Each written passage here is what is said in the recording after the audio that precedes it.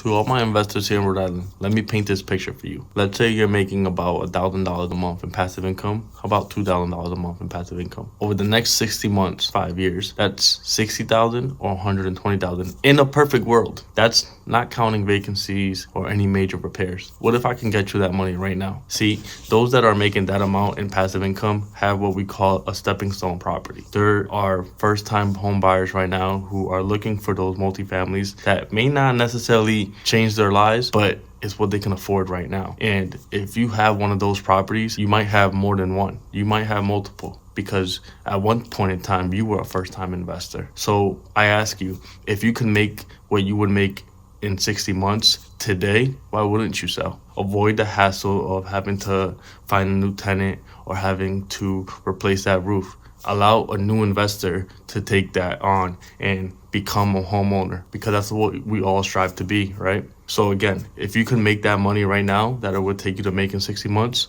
let's talk about it. Let's sit down, let's make the math make sense, because that's what I do best.